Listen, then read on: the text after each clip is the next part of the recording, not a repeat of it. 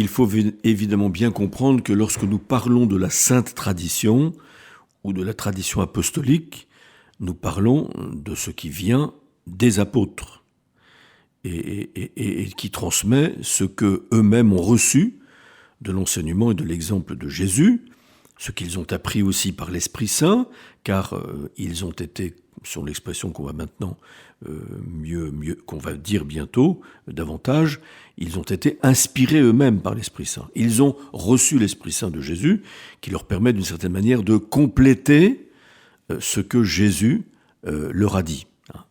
Et c'est pour ça qu'on dit que la révélation ne s'achève pas avec la mort de Jésus et sa résurrection, mais s'achève avec la mort du dernier apôtre. C'est un charisme très particulier que les apôtres ont reçu de Jésus lui-même, qui est d'être inspirés pour nous révéler quelque chose que Dieu veut dire à l'Église, pas seulement pour nous transmettre ce que Jésus nous a dit et le transmettre dans l'interprétation authentique, mais encore de transmettre aussi des choses que Dieu a lui-même révélées dans la continuité, évidemment, de la parole et des actes de Jésus dont ils ont été les témoins privilégiés.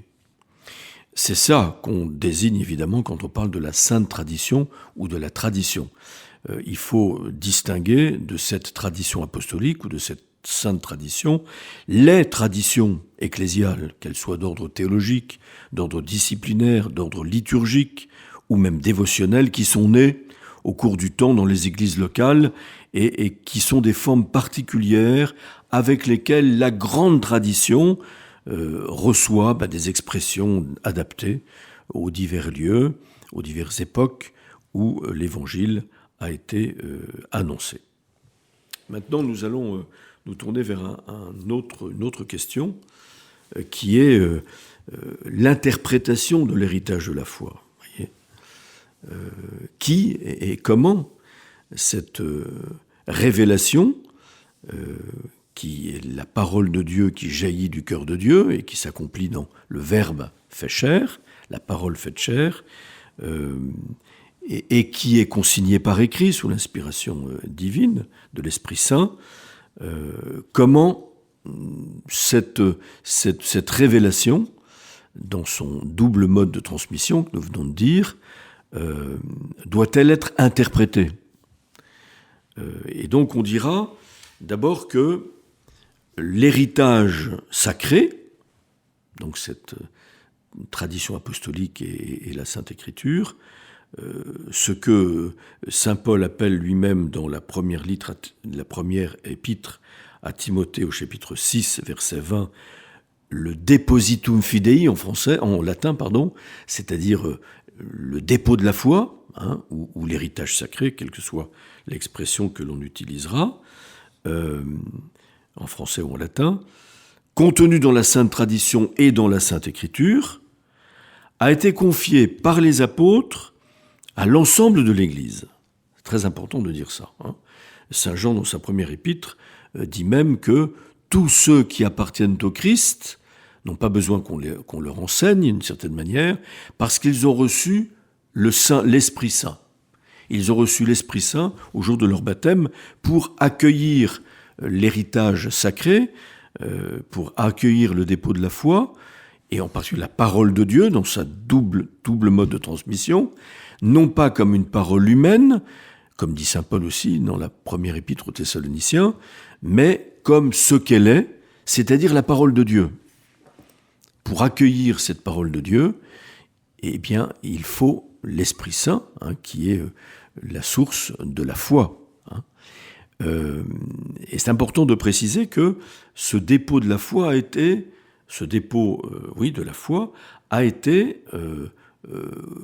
confié par les apôtres à l'Église en entier qui a reçu le Saint-Esprit pour interpréter l'Écriture sainte. Cependant, au sein de l'Église, le Seigneur lui-même a donné à ses apôtres le pouvoir ou la charge d'interpréter ce dépôt de la foi de manière authentique, d'interpréter, on va dire encore une fois les mots pour qu'on comprenne bien, ce double mode de transmission, donc va interpréter de manière authentique la parole de Dieu écrite ou transmise par la prédication des apôtres, continuée par l'enseignement du magistère de l'Église. Donc, cette charge d'interpréter a été confiée au seul magistère vivant de l'Église, dont l'autorité s'exerce au nom de Jésus-Christ. C'est Jésus lui-même qui a dit à ses apôtres « Et moi, je suis avec vous tous les jours jusqu'à la fin du monde ». Vous vous souvenez aussi de ces paroles que Jésus dit à ses apôtres, en particulier chez saint Matthieu, au terme du discours apostolique précisément, qui est adressé aux apôtres de manière très spécifique, qu'il a choisi pour les envoyer, proclamer l'évangile en son nom, avec son autorité. Il est dit « Qui vous écoute, m'écoute ». Qui vous rejette, me rejette, et qui me rejette, rejette celui qui m'a envoyé. Donc, le magistère est constitué par les évêques, le collège des évêques, en communion, évidemment, avec le successeur de Pierre, qui est l'évêque de Rome. Pourtant, s'empresse de préciser le catéchisme, le magistère n'est pas au-dessus de la parole de Dieu. C'est important. Il ne peut pas enseigner autre chose que ce qui fut transmis.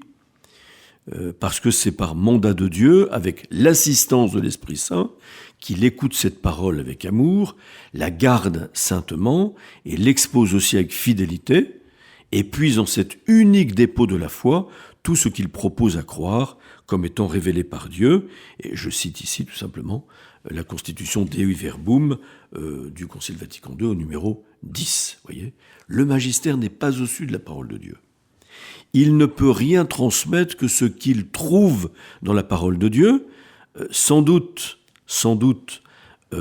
qui n'est pas toujours explicite, mais il faudra qu'il montre lorsqu'il proclamera un dogme, et on va y arriver à cette question-là, une nouvelle définition d'une vérité de la foi, il faudra qu'il démontre que ce qu'il est en train de proclamer comme dogme qui doit être cru par tous les fidèles dans l'obéissance de la foi, eh bien, est contenu, même si ça n'est qu'implicite, dans l'Écriture sainte. Voyez, le magistère de l'Église constitué par les évêques à travers les générations en communion avec le successeur de Pierre qui est l'évêque de Rome, ce magistère n'est pas doté d'un charisme d'inspiration. Comme les apôtres, c'était leur privilège, comme nous l'avons dit, pour compléter la révélation qu'ils reçoivent de Jésus à travers ses paroles et ses actes.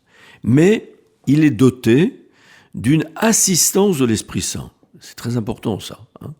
L'Esprit Saint, sans doute, est donné à tous pour recevoir et comprendre et intégrer dans sa vie le dépôt de la foi, à tous les baptisés, mais il a donné aux seuls apôtres la charge de l'interpréter de manière authentique, évidemment, sous l'assistance de l'Esprit Saint qui lui est donné.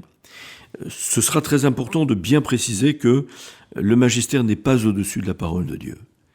Et donc, il sert la parole de Dieu. Et cette parole de Dieu, encore une fois, c'est l'Écriture sainte, mais c'est aussi la tradition apostolique, comme nous l'avons dit, la sainte tradition. Et on ne pourra pas, le magistère de l'Église ne pourra pas, à une génération donnée, proposer à l'assentiment de la foi des fidèles quelque chose qui ne serait pas en cohérence avec l'ensemble de la tradition, qui reçoit de manière fidèle le dépôt de la foi.